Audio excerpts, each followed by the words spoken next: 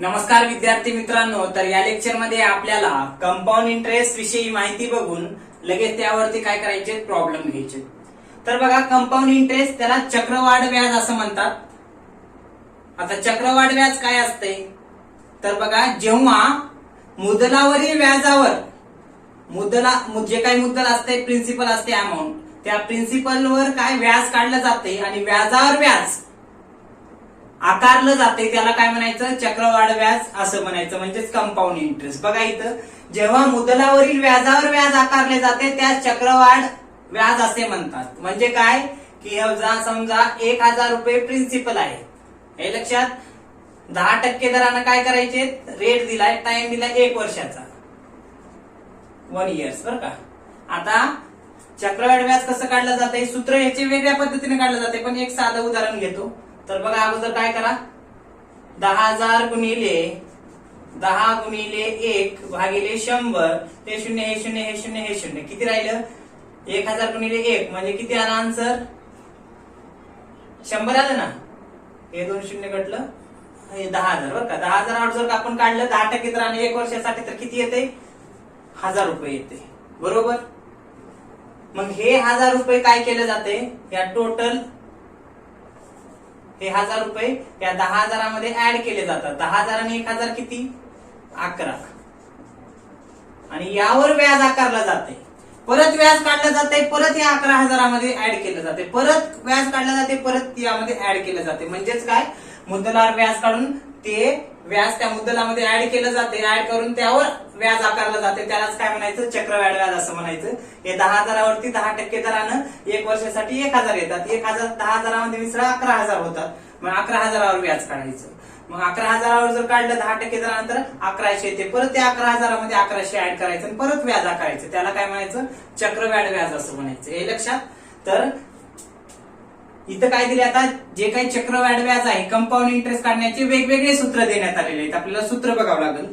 तर काय दिले, पहिलं सूत्र, पहिली माहिती काय दिली, Wien interest is compound annually, वार्षिक जेव्हा आपण चक्रवाढ व्याज काढतो तेव्हा इयर दिलेलं असते स्पेसिफिक, तेव्हा सूत्र काय द्यायचं, वापरायचं, ए बरोबर पी, इथं काय आहे म्हणजे इंटू असते, कंसात 1 plus R divided by 100 into N. R म्हणजे रेट, एन म्हणजे नंबर्स ऑफ इयर म्हणजे टाइम, पी म्हणजे प्रिन्सिपल, ए म्हणजे अमाऊंट. अमाऊंट म्हणजे आपण सिंपल इंटरेस्ट मध्ये बघितलात, व्याज आणि रक्कम, बरोबर.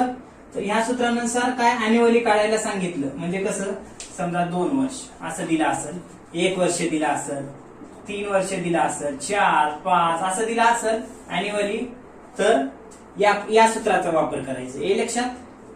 Wien interest is compound, Wien interest is compound, हे इथं बरं का, हे कुठं, इथं 1, 2, 3 उदाहरणामध्ये 4, 5 किती वर्ष देऊ शकाल असं, हे लक्षात. त्यानंतर पुढे, Wien interest is compound half yearly, किंमत त्याच सूत्रानुसार येणार आहे, फक्त इथं काय येणार आहे, हाफ इयरली असं जर प्रॉब्लेम मध्ये दिला असेल, प्रॉब्लेम मध्ये बरं का, काय, Wien interest is compound half yearly म्हणलं असेल प्रॉब्लेम मध्ये, तर हे सूत्र वापरायचं, काय, ए बरोबर पी, कंसात 1 plus R divided by 2 divided by 100 कंसाच्या बाय 2 इंटू एन, हे लक्षात. म्हणजेच हे सूत्र प्रॉब्लेम मध्ये, हे सर्व जे काही सूत्र आहेत ह्या सर्व सूत्रानुसार एकच किंमत येणार आहे, बरं का. ही सूत्र ठेवलास, किंमत काढलात तर तेवढीच येणार आहे, ह्यानुसार बी यानुसार बी. फक्त काय, प्रॉब्लेम मध्ये जर दिलं हाफ इयरली, अॅन्युअली किंवा मग क्वार्टरली, हे लक्षात, तर अशा वेळेस फक्त सूत्र बदलायचे, किंमत तीच येणार आहे फायनल. मग इथं बघा, when interest is compound half yearly, अशा वेळेस हे सूत्र ए बरोबर पी, कंसात 1 plus R divided by 2 divided by त्याला 100 आणि कंसात बाय 2 इंटू एन. हे कशासाठी आहे की आपल्याला किंमत काढायला सोपं जावं म्हणून हे सूत्र आहे, बरं का. ह्या सूत्रानुसार बी तीच किंमत येणार आहे, या पण नुसार पण तीच किंमत येणार आहे, काय अडचण आहे. फक्त जर फ्रॅक्शन मध्ये, अपूर्णांकामध्ये दिलं, पूर्णांकामध्ये दिलं, तर आपल्याला काढता यावं लागेल, हे लक्षात. पर्सेंटेज दिलं तर काढता यावं म्हणून या पद्धती. आता पुढलं, Wien interest is compound quarterly, इथं हाफ इयरली जर प्रॉब्लेम मध्ये दिलं तर ह्या सूत्राचा वापर करा. प्रॉब्लेम मध्ये म्हटलं इंटरेस्ट इज कंपाऊंड क्वार्टरली, किंवा कॅल्क्युलेट कंपाऊंड इंटरेस्ट क्वार्टरली असं जर म्हणलं तर हे सूत्र वापरा. काय ए बरोबर पी कंसात 1 plus R divided by 4 divided by 100 कंस बंद 4n. इथं हाफ होतं म्हणून आर डिवायडेड बाय 2 कंसाच्या बाय 2 इंटू एन होतं बरोबर. इथं काय होतं क्वार्टरली, मग इथं काय करायचं 3-3 महिन्याचं पकडायचं बरोबर. 3-3 महिन्याचा क्वार्टर असतं ना, 3 चौक 12 मग 4 आर डिवायडेड बाय 4 बाहेर 4 गुणिले एन करायचं. बाकी सेम आहे. When time is a fraction of years. पुढलं काय म्हणलंय, when time is a fraction of years. Fraction म्हणजे अपूर्णांकामध्ये, म्हणजे आता जसं कसं दिलं असेल टाइम म्हणजे काळ किंवा मग इयर्स किती, तर 2.5 वर्ष दिला असेल, 3.5 वर्ष दिला असेल हे लक्षात, किंवा मग असं दिलं असेल 3 आणि असं, मग काय 3rd and 2/5 असं आपण म्हणतो इयर्स मध्ये. मग टाइम दिला असेल तर मग अशा वेळेस काय करायचं की हे सूत्रांची विभागणी करायची. किंमत ह्याच्यानुसार बी तेवढीच येणार आहे ह्याच्यानुसार, पण फक्त काढण्याची पद्धत वेगळी आहे. मग काय जर टाइम काळ किंवा मग कालावधी किंवा मग जे काही नंबर्स ऑफ इयर्स आहेत ते जर फ्रॅक्शन मध्ये दिले असेल तर अशा वेळेस काय करायचं असं ठेवायचं. हे जे काही आहे 2.5 वर्ष किंवा मग 3.5 वर्ष उदाहरणामध्ये घेतले जसं, अशा वेळेस काय करायचं ए बरोबर पी कंसात 1 प्लस आर डिवायडेड बाय 100 कंस बंद 2. बघा इथपर्यंत हे जे काही आहे ह्याच्यातलं हे 2 इथपर्यंत घ्यायचं. आता हे सूत्र इथपर्यंतचं सूत्र इथं पण आहे ना, फक्त यांच्या ठिकाणी 2 घेतले 2.5 वर्षामधलं 2 घ्या इथं, आणि राहिलं किती मग 1/2 राहिलं बरोबर. तसं जर आलं तर मग इंटू कंसात 1 प्लस आर डिवायडेड बाय 100 इकडं इंटू 1/2 करायचं. हे लक्षात, हे प्रॉब्लेम घेतले की तुमच्या लक्षात येऊन जाईल. नंतर काय वेन पुढलं, when rate are different for different years. When rate are different for different years से, काय म्हटले डिफरंट रेट म्हणजे वेगळे दर असताना, म्हणजे वेगळ्या वर्षासाठी वेगळे दर जर असतील तर अशा वेळेस काय करायचं R1 R2 R3 पर्सेंटेज मध्ये, म्हणजे एक पहिल्या वर्षासाठी समजा 10% दिलं, दुसऱ्या वर्षासाठी 15% दिलं, तिसऱ्या वर्षासाठी काय 20% दिलं. मग 3 वर्षासाठी सांगितले प्रॉब्लेम मध्ये, पण 3 वर्षाचे वेगवेगळे रेट दिले समजा इंटरेस्ट चार्ज करायचं. मग अशा वेळेस काय when rate are different for different years say R1 R2 R3 percentage मध्ये for the first year, second year and third year respectively. म्हणजे काय पहिल्या वर्षी 5% आकारा, दुसऱ्या वर्षी 10% इंटरेस्ट काढा, तिसऱ्या वर्षी काय 15% काढा. तर मग इथं काय रेट बदलतो ना, मग अशा वेळेस काय करायचं हे सूत्र ठेवायचं. एकाच प्रॉब्लेम मध्ये 3 रेट डिफरंट दिले असेल डिफरंट इयर साठी, तर अशा वेळेस काय करायचं हे सूत्र. काय ए बरोबर पी कंसात 1 प्लस R1 इथं म्हणजे पहिल्या वर्षासाठी रेट जो काही दिलाय ते डिवायडेड बाय 100 प्लस करायचं कंसात 1 प्लस R2 म्हणजे दुसऱ्या वर्षी जो काही रेट दिलाय ते भागिले 100 प्लस कंसात कंसात 1 प्लस R3 म्हणजे तिसऱ्या वर्षी जो काही रेट दिलाय ते भागिले 100 कंस बंद. अशा पद्धतीने काय करायचं हे सूत्र वापरायचं. Different rate for different year म्हणजे वेगळ्या वर्षासाठी वेगळे दर जर आकारा म्हटलं तर या सूत्राचा वापर करायचा. आता हे प्रॉब्लेम घेतल्यानंतर लक्षात येतील. तर घ्या पहिला प्रॉब्लेम घेतले की लक्षात येईल. घ्या पहिला problem.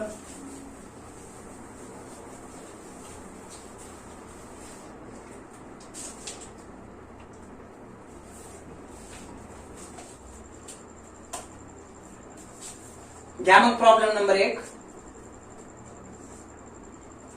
Find the compound interest. Find the compound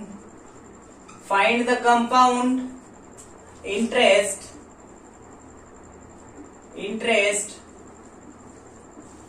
Find the compound interest on rupees 10,000. On rupees 10,000 10,000 at the rate 10% per annum for 3 years. काय म्हणले 10,000 रुपयावरती 10% दरानं 3 वर्षासाठी चक्रवाढ व्याज किती होईल म्हटले. अॅन्युअली आहे ना, अॅन्युअली दिले ना 3 वर्ष अॅन्युअली आहे. काही तर 3.5 वर्ष दिले प्रॉब्लेम मध्ये म्हणलंय का हाफ इयरली नाही, म्हणजे 3 वर्ष दिले म्हणजे हे सूत्र वापरावं लागल. Wien interest is compound annually 1 2 3 वर्ष अशी, म्हणजे 3 दिले म्हणजे हे सूत्र वापरावं लागल. घ्या मग असं काय म्हटले 10,000 रुपयावरती 10% दरानं 3 वर्षानंतर चक्रवाढ व्याज किती होईल म्हटले. तर अशा वेळेस काय करायचं मग सोल्युशन बघा. प्रिन्सिपल किती दिले, पी म्हणजे प्रिन्सिपल 10,000 दिले बरोबर. रेट किती दिले, रेट 10% दिले बरोबर. त्यानंतर नंबर ऑफ इयर्स किती दिले, नंबर ऑफ इयर्स किंवा ह्यालाच आपण म्हणतो टाइम किती दिले 3 वर्ष 3 इयर्स बरोबर. आता इथं वर्ष म्हणजे नंबर आपल्याला म्हणावं लागेल नंबर्स ऑफ इयर का, कारण इथं एन दिले, एन म्हणजे नंबर्स ऑफ इयर बरं का. टाइमलाच नंबर्स ऑफ इयर सुद्धा म्हणतील. मग नंबर्स ऑफ इयर्स टाइम 3 वर्ष दिले. मग अशा वेळेस काय करावं लागेल, सूत्र ठेवा मग काय ए इज इक्वल टू काय काढायचे आपल्याला, कंपाऊंड इंटरेस्ट काढायचे, सीआय काढायचे बरोबर. सीआय म्हणजे कंपाऊंड इंटरेस्ट. तर अशा वेळेस काय करायचं मग ए इज इक्वल टू सूत्र ठेवा पी कंसात 1 प्लस आर डिवायडेड बाय 100 कंस 1 आणि एन. हे कंसाला कंस बंद केल्यानंतर वरती आहे बघा एन. मग ए ला ये, पी ची किंमत किती आहे 10,000 बरोबर. इथं काय राहीना म्हणजे इंटू असते बरं का. 1 अधिक आर ची किंमत किती दिली आहे 10% भागिले 100. तिथे किती आहे एन 3 आहे बरोबर 3. आता पुढे काय करा, ए ला ये बरोबर 10,000 ला 10,000 गुणिले इथं काय करायचं 100 1 100 100 आणि 10 110. हे लक्षात आपण त्या ह्याच्या अगोदर सिंपल इंटरेस्ट हे करते वेळेस आपण काढलेला आहे. कसं तिरकस गुणाकार करा 100 1 100 100 आणि 10 110 भागिले 100. हे लक्षात. याचा तिसरा घात म्हणजे नंबर्स ऑफ इयर्स 3. नंतर काय करा ए ला ये 10,000 ला 10,000. आता काय करा 110 ला 100 न भाग घालून दे घ्या तर किती येते 1.1 येईल बरोबर. 1.1 येईल का 1.1 येते कंसात 1.1 आणि 3 भाग घालून घ्या बरं. बघा कॅल्क्युलेटर अलाउड आहे. 110 ला जर 100 न भागला असता किती येते 110 ला जर 100 न भागला असता तर 1.1 येते बरोबर. आणि नंबर्स ऑफ इयर किती आहे 3 आहे. आता काय करायचं पुढे ए ला ये बरोबर 10,000 ला 10,000 गुणिले याची काय फोड करायची 3 वेळेस हे लिहायचं. 3 वर्ष आहे ना नंबर्स ऑफ इयर 3. डायरेक्ट इथं काय करायचं गुणाकार करायचा नाही 1.1 चा 3 सोबत. तर काय करायचं हे कंसातलं 3 वेळेस लिहून घ्यायचं 1.1 गुणिले 1.1 गुणिले 1.1. नंबर्स ऑफ इयर किती आहे 3 आहे म्हणून असं हे करायचं बरं का. पुढे काय करा मग ए बरोबर 10,000 ला 10,000. आता काय करा त्या तिघांचा गुणाकार करून घ्या मग 1.1 गुणिले 1.1 गुणिले 1.1 किती येते 1. परत करा बरं 1.1 गुणिले 1.1 गुणिले 1.1 तर ते येते किती 1.331 येईल 1.331 येते बरं का. आता पुढे काय करा गुणाकार करून घ्या ह्या दोघांचा गुणाकार करा 10,000 गुणिले 1.331 करून घ्या 10,000 गुणिले 1.331 तर किती येईल तुमचं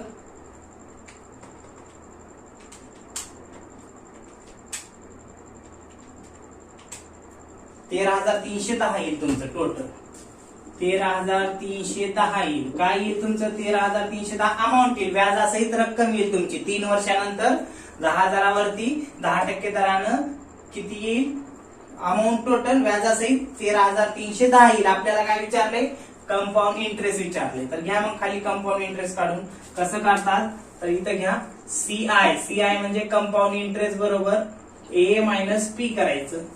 सीआय बरोबर ए किती दिले अमाऊंट आले आता 13,310 मायनस प्रिन्सिपल किती आहे 10,000. सीआय बरोबर किती आलं 3,310 हे लक्षात. हा झाला तुमचा पहिला प्रॉब्लेम. काय अडचण? 3310 आलं. काय केलं परत सांगतो बघा. 10,000 दिले, 10% दिले, 3 वर्ष दिले.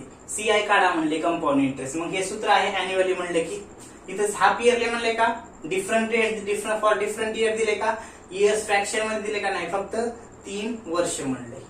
मग हे सूत्र ठेवायचं. ए बरोबर पी कंसात 1 अधिक आर डिवाइडेड बाय 100 आणि इयर नंबर्स ऑफ इयर. 10,000 गुणिले कंसात 1 सूत्रातलं अधिक आर ची किंमत 10 भागिले 100 गुणिले कंस बंद करा 3. 10,000 ला 10,000 गुणाकार केला. 100 1 100 100 110 110 भागिले 100 जसे आले तसं 3 वर्ष. पुढे 10,000 ला 10,000 110 ला जर 100 न भागलं तर 1.1 येते आणि नंबर्स ऑफ इयर 3 आहे कंसाला, म्हणून 3 जसे आले तसं. आता काय करा, 10,000 ला 10,000 ह्याची डायरेक्ट गुणाकार करायचं नाही. 1.3 1.1 चा 3 सोबत हे 3 वेळेस लिहून घ्यायचं. किती वेळेस तास नाही तर 3 वेळेस आहे म्हणून 3 वेळेस लिहून घ्या. मग गुणाकार करा नंतर यांचा 1.33 येईल. सर्वांचा गुणाकार करा. 13,310 हे व्याजासहित रक्कम येईल अमाऊंट. त्याच्यातून काय करा, मग मुद्दल वजा करा, तुमचं कंपाऊंड इंटरेस्ट येऊन जाईल. हा पहिला प्रॉब्लेम या ठिकाणी सांगता येऊ शकते. तर आता लगेच दुसरा प्रॉब्लेम घ्या. मग हे मोडतो जेव्हा प्रॉब्लेम आपण बघू त्यानुसार आपण सूत्र वापरू.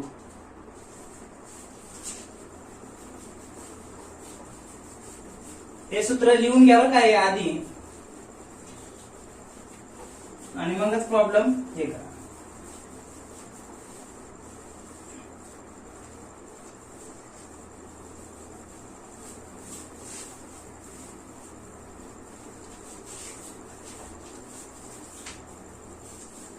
घ्या प्रॉब्लेम पुढचा. Problem number 2.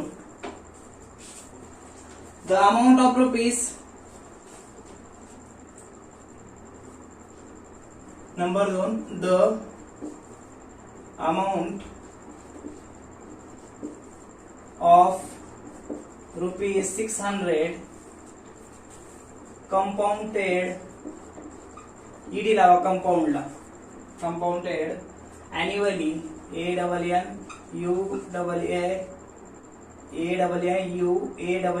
annually at the rate 5%. The amount to be paid after 2 years. काय दिले प्रॉब्लेम दिले, काय म्हटले की 600. आता तुम्हाला जर इंग्लिश मध्ये जर समजत नसेल तर काय मराठीमध्ये सुद्धा देते पेपरला बरं का ऑर्डर. मग काय म्हणले 600 रुपयावरती जर अॅन्युअली काय केलं आपण, कंपाऊंड इंटरेस्ट चार्ज केलं. किती टक्क्याने? 5%. किती वर्षासाठी? 2 वर्षासाठी. तर कंपाऊंड इंटरेस्ट किती असेल म्हटले. घ्या मग काढून. काय काय दिले? पी दिले बरोबर किती? 600 रुपये. आर किती दिले? 5%.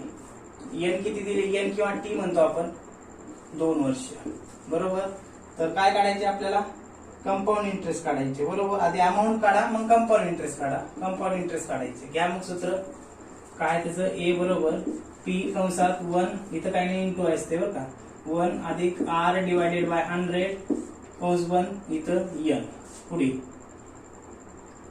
काय करा, इथे लिहितो ए बरोबर पी ची किंमत ठेवा किती आहे 600 बरोबर. इथं मग इथं काय राहिलं म्हणजे गुणाकार 1 अधिक आर ची किंमत किती दिल्या 5% भागिले 100. नंबर्स ऑफ इयर किती दिले 2 दिले. आता इथं 2 तिथं 3 होतं, इथं 2 आलं. पुढे येला ये 600 ला 600 100 1 100 5 किती होतात 105 भागिले 100 आणि 2 नंबर्स ऑफ इयर. आता काय करा, येला ये 600 ला 600 105 ला 100 न भाग आला तर किती येईल, तर 1.5 येते का 0.5 येते, तर ते येईल किती 1.05 येते 2 वेळेस. कसं केलं 100 1 इथे केले गुणाकार 100 1 100 5 105 ला 100 न भागलं तर किती आलं 1.05 आणि नंबर्स ऑफ इयर 2. पुढे येला ये बरोबर 600 ला 600 पुढे काय करा आता, हे 1.05 दोन वेळेस लिहा, 1.05 गुणिले 1.05 हे लक्षात. तर यांचा गुणाकार करून घ्या, किती येते बघा, लगेच इथंच करा. हे बरोबर यांचा गुणाकार जर केला तर गुणाकार करून घ्या, 1.05 चा गुणाकार जर केला तर किती येतो, तर 1.1025 येतो का बघा. 1.05 गुणिले 1.05 ते येईल 1.1025 येईल बरं का. 600 ला 600, 1.1025 यांचा गुणाकार या दोघांचा बरं का. आता काय करा, टोटल गुणाकार करून घ्या या सर्वांचा. येला ये बरोबर 600 चा 1.1025 चा गुणाकार करून घ्या, तर ते किती येईल, 661.5 येईल. हे काय झालं, अमाऊंट झालं बरं का. 661.5 अमाऊंट झाली व्याज असेल. आपल्याला काय विचारले, कंपाऊंड इंटरेस्ट. मग घ्या सीआय बरोबर काय, ए मायनस पी करा. सीआय ला सीआय, याची किंमत किती आली, 661.5, मुद्दल दिले 500 का 600 मुद्दल दिले बरोबर. सीआय किती आलं तुमचं मग, 61.5. कंपाऊंड इंटरेस्ट या ठिकाणी किती आलं, 61.5. हे लक्षात. काय केलं, साधं सरळ दिले की 600 रुपयावरती जर अॅन्युअली पद्धतीने कंपाऊंड इंटरेस्ट जर चार्ज केलं 5% दरानं 2 वर्षासाठी, तर किती येते, 61.5 रुपये. म्हणजे 61 रुपये 5 म्हणजे 61.5 रुपये म्हणजे 61 रुपये 50 पैसे हे येईल. हे लक्षात. लगेच आता पुढचा प्रॉब्लेम घ्या, लगेच इकडे घेऊ. प्रॉब्लेम नंबर 3 यावरतीच म्हणजे प्रॅक्टिस होईल.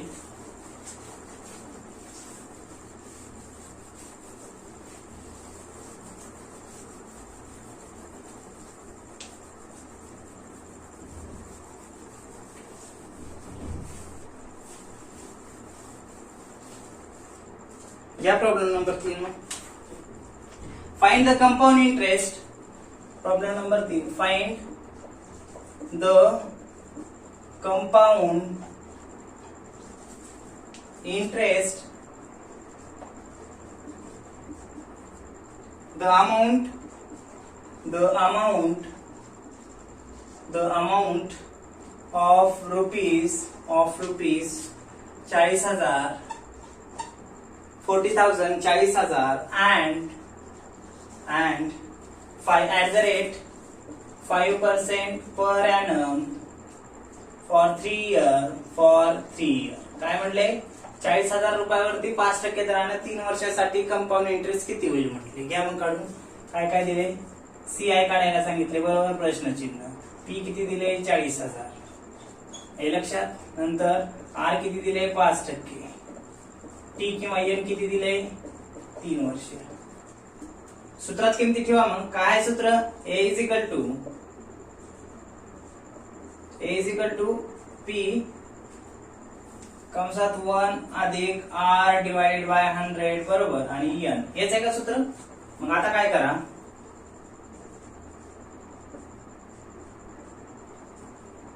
ए ला ए बरोबर, पी ची किंमत किती आहे, 40,000 बरोबर. पुढे इथे काय आहे म्हणजे इंटू राहते, सूत्रातले 1 अधिक आर ची किंमत किती दिली आहे, 5% बरोबर, भागिले किती, 100. एन किती दिले, नंबर्स ऑफ इयर 3. आता ए ला ए बरोबर 40,000 ला 40,000 बरोबर, गुणिले गुणाकार करा, 100 1 100 100 5 किती, 105 बरोबर, भागिले किती, 100. Numbers of year 3.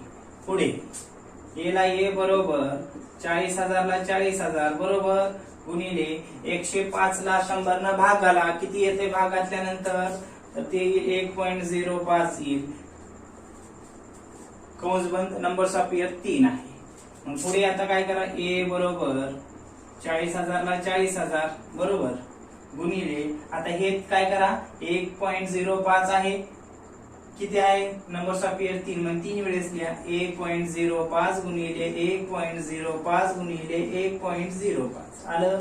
आता काय करा, गुणाकार करा. ए बरोबर 40,000 ला 40,000. पुढे काय करा, मग या तिघांचा गुणाकार करून घ्या. हे सूत्र ओळखू येईल ना तुम्हाला.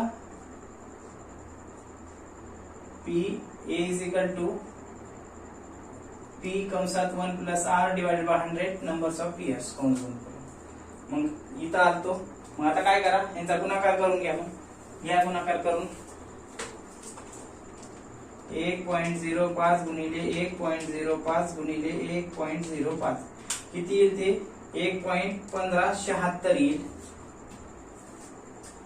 1.1576 येईल. परत पुढे 25 पण येते बरं का, पॉईंट नंतर 4 डिजिट घेऊन टाका. नसता सर्वच घ्या. 1.1576 ओके. घ्या गुणाकार करा. एला ए बरोबर काय करा, सर्वांचा गुणाकार करा.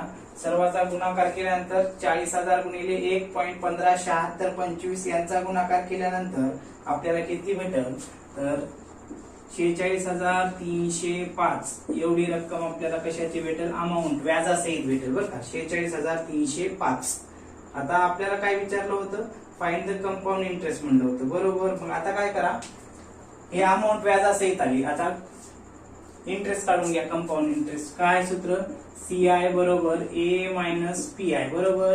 CI ला CI बरोबर A ची किंमत किती आहे 46,305 मायनस P ची किंमत किती आहे 40,000 आहे बरोबर. घ्या मग CI किती आलं, CI म्हणजे काय, कंपाऊंड इंटरेस्ट किती आलं 6,305. 6,305 रुपये तुमचं काय आलं, कंपाऊंड इंटरेस्ट आलं. हा झाला प्रॉब्लेम नंबर 3. लगेच पुढचा घ्या प्रॉब्लेम नंबर 4. मग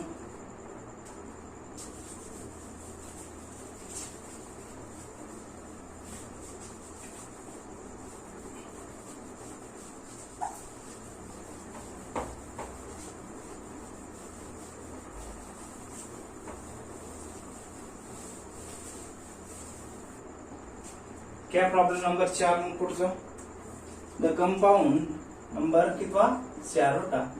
द कंपाऊंड